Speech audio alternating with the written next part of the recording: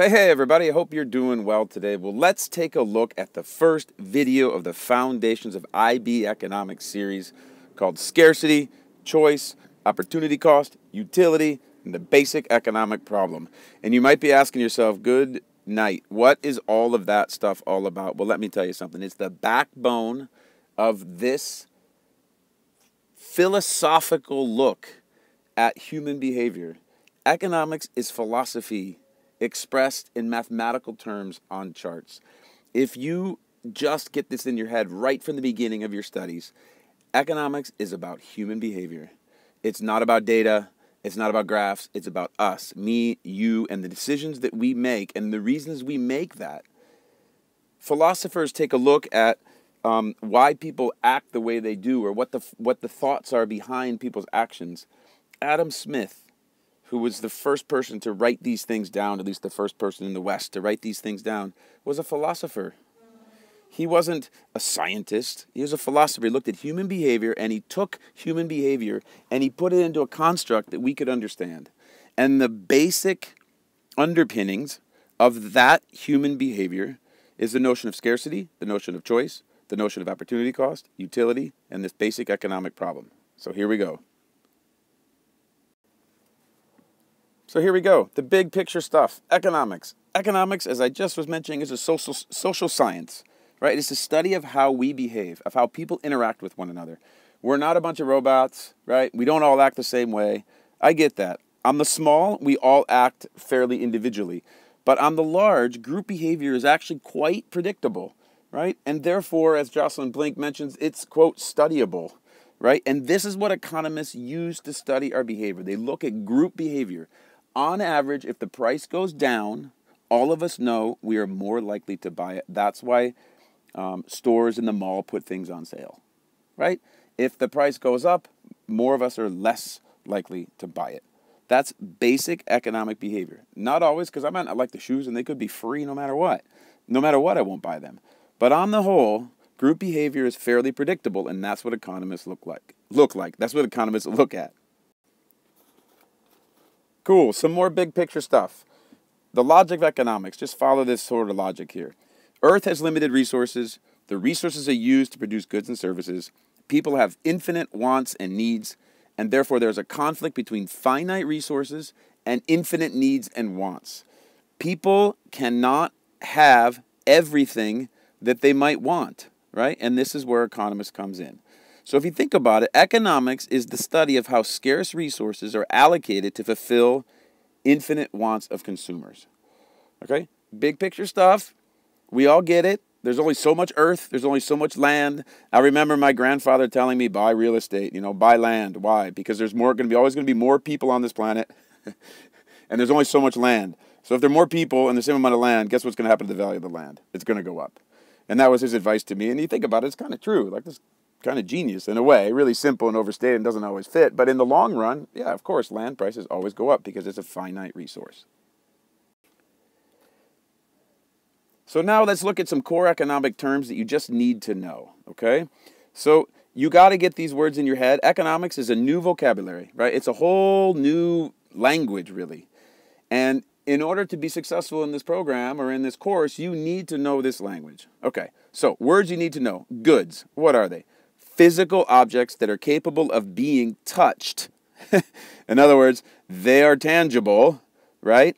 Such as vegetables, meat, and motor cars. So anything that's made that is a good, anything you can touch, anything that you can see, that's something that's a good, right? So those are kind of easy. As opposed to services. Services are intangible things that cannot be touched, such as motorcycle repairs, haircuts, or insurance. And maybe you haven't really thought about that, but when you get your haircut, you walk out of there and you're like, I just got my haircut, but you can't really pick it up.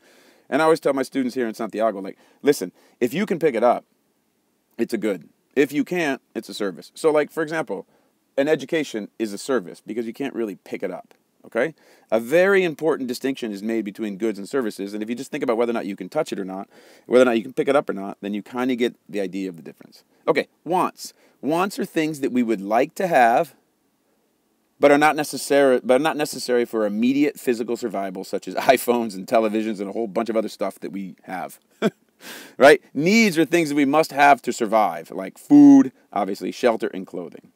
And the resources, of course, are goods used to produce other goods. Land, labor, capital, entrepreneurship are some resources, and those are known as the factors of production. And oftentimes in the beginning of economics, students don't see that almost everything is covered in land, labor, and capital. Like if you want to start a business, you need land, which could be like a piece of the earth. It could also mean, in an economic sense, it means like a building, a factory, things that are connected, things, physical things. You need workers, you need money, and you need a boss. You need someone to take the chance. And those are what are there? 5 key economic terms for economics that I just wanted to throw at you to get down so that we can start talking the same kind of language. All right, moving on. Scarcity, a massively important understanding that you need to have for your basic foundations of IB economics. All right, scarcity is really easy. Scarcity is simply the notion that there is not enough of something to satisfy everyone who wants it, and therefore you must pay a price for it. And an item that costs something is scarce. And once you pay for it, that item becomes an economic good, which is defined as any good or service that has a price and is thus being rationed. If it were not scarce, it would be free or a free good, and you could have as much as you want of it without paying for it. All right, what does that mean? All right, well, scarcity is pretty much anything you can think of. I mean, there's only so many things, and you might think there are a lot of cars out there in the world, but ultimately you can count them up. You might think there are only so many toothpicks, or there's an infinite number of toothpicks, or an infinite number of haircuts that you can get. But ultimately, that's not really true. Like, we can't just have everything that we want, okay? And as a result of not just being able to have everything that we want, things are scarce. Things are, we have to pay a price for them. And that price, in our modern times, that price for things that are scarce is money. But in the old times, it might have been, you wanted a pound of flour, and so you had to give like half a pound of sugar or something, right? Why? Because one of them is scarcer than the other, or they're both scarce, rather, and you end up trading one for the other. So scarcity is a huge, huge idea, and that leads to economic interactions, right? Scarcity is why we have to pay a price for things. All right, next key term. Choice. Hey, guess what? You have a choice. You don't have to listen to this video. You don't have to seek out your IB Econ education. You really don't, right? It's the idea that people have a choice. You have a choice, right? Since people do not have infinite incomes, they make choices whether they purchase goods and services. So they have to decide how to allocate their limited financial resources, and so always need to choose between alternatives. This leads to one of the core concepts in economics, which is opportunity cost, which I'll get to in a second. Like, look at, you maybe think about this in your family, like whoever controls the money in your family, they're making choices constantly as to what to buy. Even if you're walking through the aisle of a grocery store, as I do every week to buy food, I'm looking at things and I'm thinking, oh, do I want that or do I want this? Do I want this or do I want that? And I'm making choices. And those choices are based on my needs and wants. They're based on the fact that those items are scarce. It's based on the idea that maybe this week, I just really want to get some good quality vegetables. So I buy all organic stuff. But maybe next week, for whatever reason, I don't want to spend the same, amount of money because organic vegetables tend to be a little bit more expensive. So I buy the other, chemically induced maybe. Think about that. If there's organic vegetables, then what do you call the other stuff? Because they're not inorganic. But in any event, you buy the non-organic stuff. And so you're making a choice. And that choice is a fundamental factor of what we study in economics. Okay? And the next thing is opportunity cost. And this might sound a little bit complicated as I wrote here, but it's actually quite simple. Okay. Opportunity cost is simply what you give up in order to have something else. And it ain't money. Get that whole idea out of your head. It ain't money, right? If you buy something, the opportunity cost is not the money you paid for one thing. It's the fact that you can't buy something else, right? Have you ever had, like, maybe your parents say, like, oh, we can't go on vacation this year because we went on vacation last year. So the vacation last year, the opportunity cost of that vacation was that you couldn't go on vacation this year, right? If you buy a new bike, then you really love your new bike. Well, there goes the money for the bike, and maybe you can't get a new, game for the PlayStation or something, right? So, in other words, if you buy an empanada, in my little thing here, instead of a chicken wrap, the opportunity cost of the empanada is the chicken wrap, right? Other ideas for you to think about in terms of opportunity cost. If a good or service has an opportunity cost, then it must be relatively scarce. So we'll have a price and be classified as an economic good. Free goods do not have an opportunity cost. They're not scarce, so they have no price, so they are free. Okay? A really, really important notion here is opportunity cost. What do I have to give up in order to get something else? Right? Not the money. If I get a new iPhone, I don't have the money I spent on my iPhone to go out to the movies or for like a year. I don't have the opportunity to do it because the cost of having one thing is something else. And it is always, always true, except in the notion of free goods. Okay? And free goods are things that are like kind of obvious.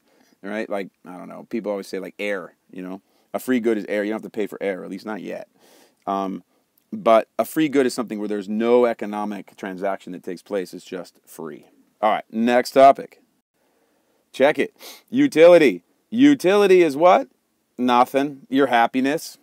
It's a measure of usefulness and pleasure a consumer receives when they consume a product.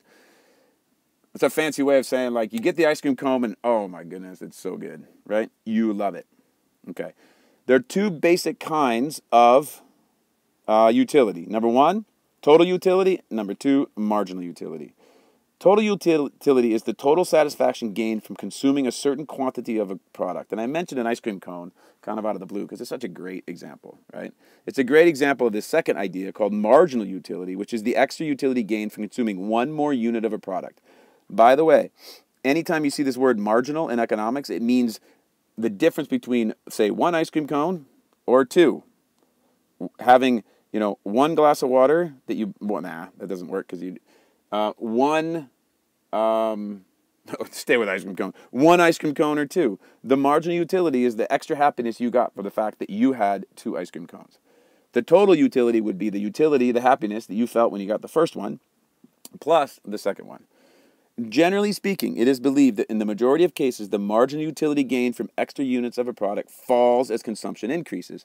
And you know this just from ice cream cones because you have the first ice cream cone, you're like, oh my gosh, this is so good, I love it. The second one, you get it, so you get another one, and you get the second one, you're like, oh wow, this is pretty good, but oh man, maybe I'm getting a little sick. And then you have a third ice cream cone, and that third ice cream cone makes you think like, maybe I shouldn't have had the first and second. So the marginal utility, the happiness as a result of consuming one more ice cream cone, diminished from 1 to 2 and 2 to 3, and of course it would continue to diminish from 3 to 4 and 4 to 5. Okay? Utility is super important for you to understand, right? So review for a second. We got scarcity, we got choice, we got opportunity cost, we got utility. Okay? Cool. On to the next topic. The basic economic problem. What does that mean? What you gonna do? This is so easy that, like, economists, by the way, tend to make things a little bit more difficult than they need to be, right? The basic economic problem is what should be produced and in what quantities. How are you going to do it and for whom are you going to produce? That is a basic economic problem, meaning like that's what is used to make a decision about economic things or what an entrepreneur would base his or her decisions on when going into business, right? If you think about some ideas you have to go into business, you're going to think about, wow, what should I make, right? And how much of it should I make? And like, why, how am I going to produce it? Well, maybe I have to hire some people. Maybe I have to do this. I don't know, you know? And then for whom? So like maybe like take the classic thing, you know, like, I don't know, you want to raise money for a club. So you have a bake sale. And so what should be produced and in what quantities? Well, let's say some muffins and some cakes and, you know, I don't know, some cookies. Okay, so that's what you're going to produce. How are you going to do it? You're going to have to figure that out. And for whom? Well, for people at school so you can sell them and make money for your club, right? That's the basic economic problem.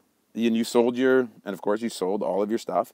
And as a result, there was economic transaction because there were only so many cookies, only so many muffins, only so many pieces of cake. And that goes back to this notion of scarcity, this choice, this opportunity cost. If someone bought one of your cookies, they can't buy the same thing they would have paid for or would have bought at lunch, let's say, and all of a sudden you understand the basic economic problem is the process that goes through all of our heads if we were to go into business to sell something. All right, listen up, my friends. When you are studying economics, especially at the IB level, you have to find a way of making things a little bit simpler than your textbook would actually make them to be, okay? Ultimately, this is human behavior, and ultimately, we are all humans. And so at some level, we're going to be able to relate with this on a very human level. And if we can relate to it on a human level, then we're going to be able to understand the mechanics of how economics works. And that is the key to being successful in IB economics. All right, my friends, I hope you found this video to be helpful, and we'll talk to you in a bit.